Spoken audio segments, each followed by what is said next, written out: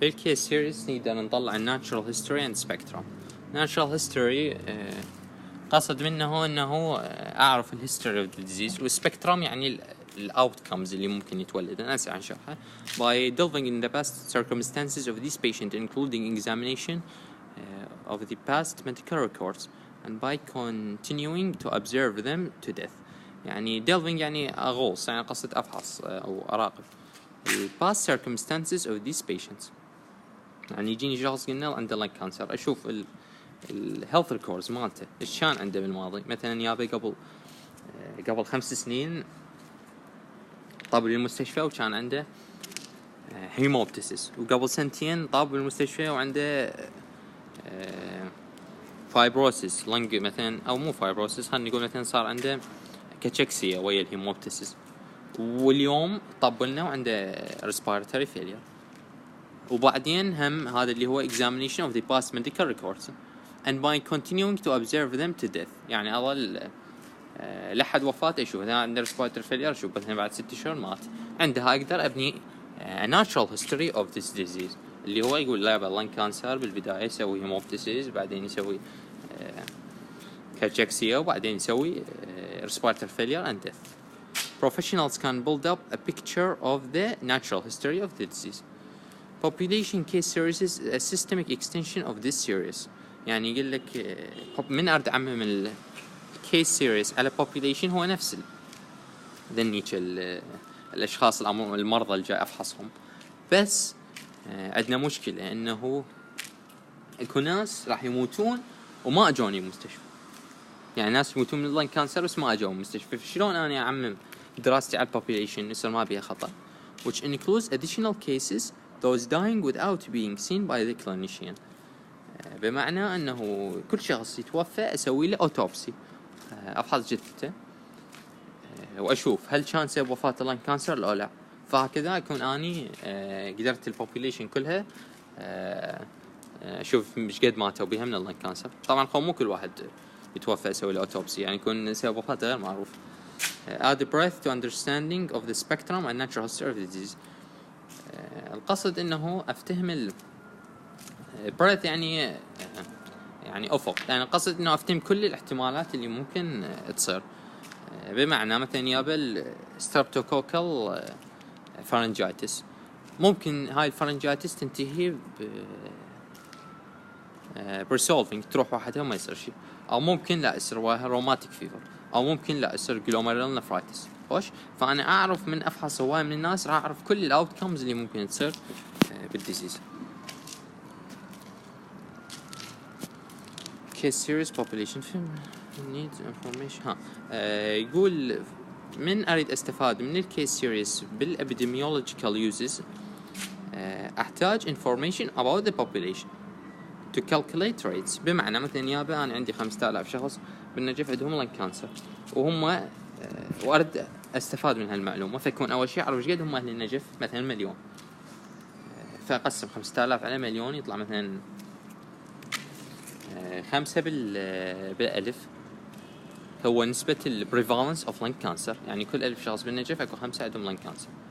خوش، فيعني قصد إنه من أرد this information الكيس report استفاد منها، يكون أول شيء أعرف معلومات حول ال population key to understanding the distribution of disease in the population and to study the variation over time between places and by population characteristic. راح نوضحها بعدين. يعني قصد إنه نشوف شنو تأثير التايم والبليس والبيرسون عليه، هنا نوضحها بعد شوية. Case series can provide the key to sound cases control and cohort studies and trials. احنا قلنا هاي الكيس سيريز هاي descriptive، يعني تكون هندرسين descriptive studies. فهذني descriptive studies خاصة الكيس ريبورت لأن يمثلن الأساس of analytic studies. مثل ما قلنا طبعا هن الكيس كنترول والكوهورت ستديز and trials هني analytic studies، والكيس سيريز قلنا descriptive studies.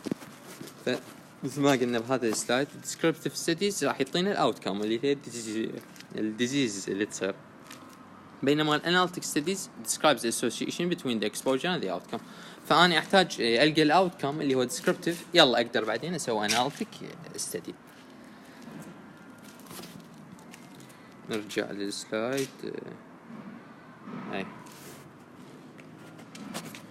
design of case series is conceptually simple. يعني conceptual يعني نظريا سهل.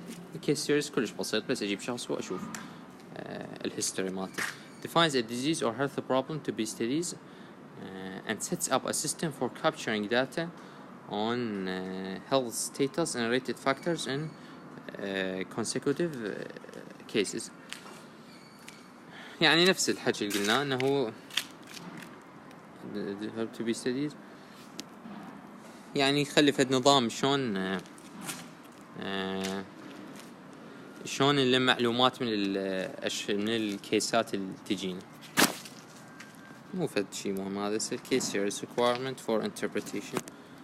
To make sense of a case series, the key requirements are على مود نسوي كيس سيريز هو نلقى ذني مجموعة من الأمور. أول شيء إنه نلقى شنو الكيس، نعرفه شنو هو، or mortality the cause of death. يعني لو نلقى شنو الكيس، مثلا يابا case of TB، لو إذا شخص متوفين نعرف شنو سبب الوفاة. the date when the disease or death occurred، نعرف الوقت اللي صار. إحنا مثل ما نعرف كل epidemiological disease أو كل disease يعني يعتمد على مجموعة من الفاكتورز اللي هن ثلاثة، اللي time والبليس والبيرسون. خوش، فإحنا من نلقى في الديزيز كون نلقى شنو التايم صار فيه. مثلا التايم مثلا إذا الفلو، نلقى أنه بالشتاء كمية الفلو كلش تصعد، بينما بالصيف أقل. فأستنتج أنه يابا اكو ربط بين الفلو winter season. the place where the person lived worked place، بمعنى مثلا انهم فد امراض مثلا الملاريا ما تصير الا بالتروبيكال areas، او الاميبا ما تصير اميبايسيس هم يصير الا بالتروبيكال areas. the characteristic of the person، مثلا اشوف انه الناس البيض يصير عندهم السكين كانسر اكثر من الناس السود.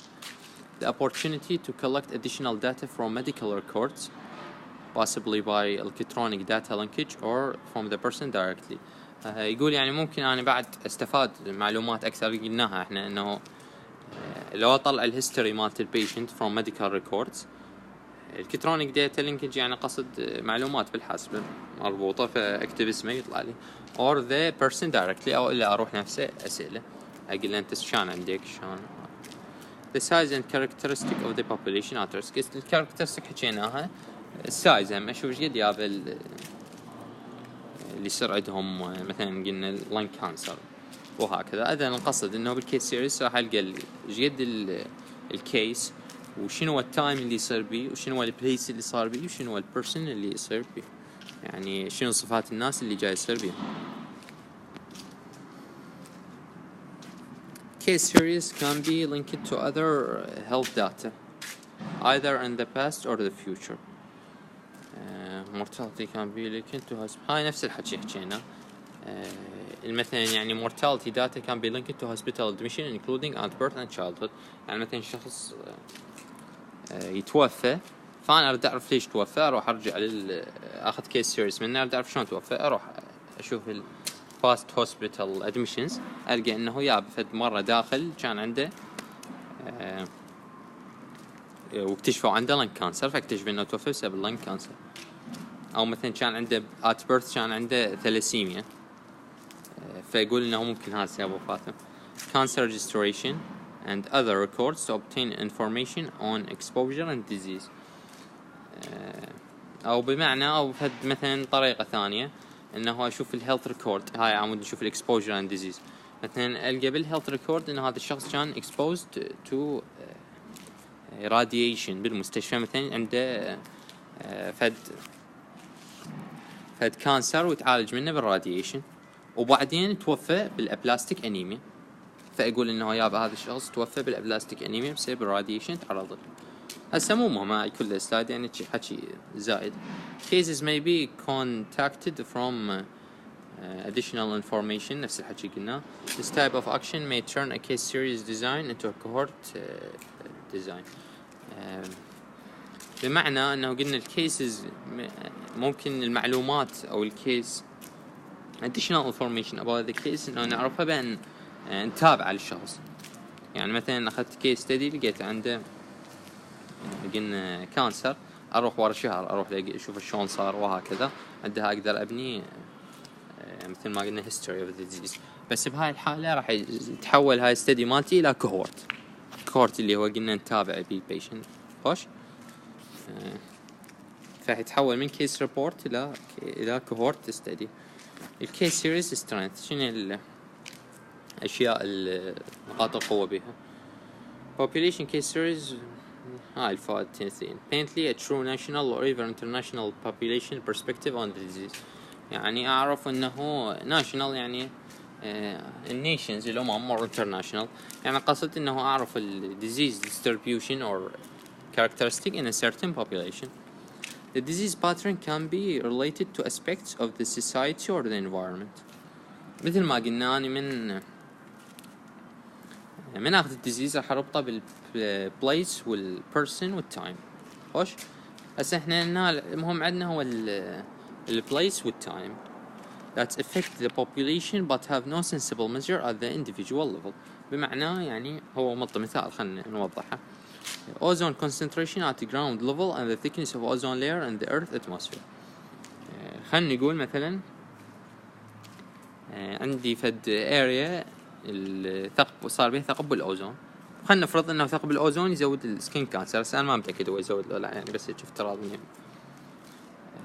فاذا اريد القى انه اكو علاقة بين الأوزون والسكين كانسر، فما اقدر اخذ واحد لو اثنين كيس ريبورتس، ما يعني ممكن او غالبا ما راح يكون عندهم لين كانسر. يلا اشوف الافكت مال الانفايرمنت مالتهم، كون اخذ عدد كبير من البوبوليشن كلها اللي هو قلنا الكيس سيريز. خوش فات الكيس سيريز هنا انه اشوف تاثير الانفايرمنت or the society on the health problems. correlational studies او ecological studies. correlational studies is a data from entire population to compare disease frequencies between different groups during the same period of time or in the same population at different points in time. بمعنى أجيب داتا من البوبوليشن وأقسم البوبوليشن لجروبين. مثلا يابا أشوف منو اللي فاتي فود ياخذ هواية فات بأكله، ومنو اللي ما ياخذ فات بأكله، وأشوف مرور السنين إيش قد نسبة راح يصير عندهم كولوركتال كانسر. خوش مثلا وش يقول لك different groups during the same period of time، يعني بنفس الوقت أجيب ناس الدايت مالتهم أكثر فات وناس الدايت مالتهم الفيجيتابلز، فراح أكتشف إنه عندهم الفات راح يكون عندهم colorectal cancer أكثر. or the same population at different points in time، أو لا نفس الأشخاص مثلا العراق مثلا خلينا نقول بفترة الحصار كان الفود مالته بسيط فماكو بيفات، فمن أشوف الكولكتر كانسر بريفالنس راح يكون قليل، بينما لا ورا السقوط من ازداد الوضع الاقتصادي يتحسن مال الناس، ازداد الفاتي فود وازداد نسبة الكولكتر كانسر. القصد انه انا اقارن بين جروبين من الناس بنفس الوقت او لا نفس الجروب باختلاف الظروف، يعني قصد انه اسوي مقارنة بين مجموعتين من الناس. An example of the former correlational studies has suggested that various dietary components may be the risk for colon cancer. هاي شرحنا انه الفاتي فود بهالطريقة اكتشفوا انه هو الفاتي فود يزود النسبة انه كولكتال كانسر، لان اكتشفوا لقوا انه الناس اللي ياكلون هواي فات عندهم اكثر develop colorectal cancer. مو مهم الحكي ورا ليش نطول الحكي، وجدا مهم.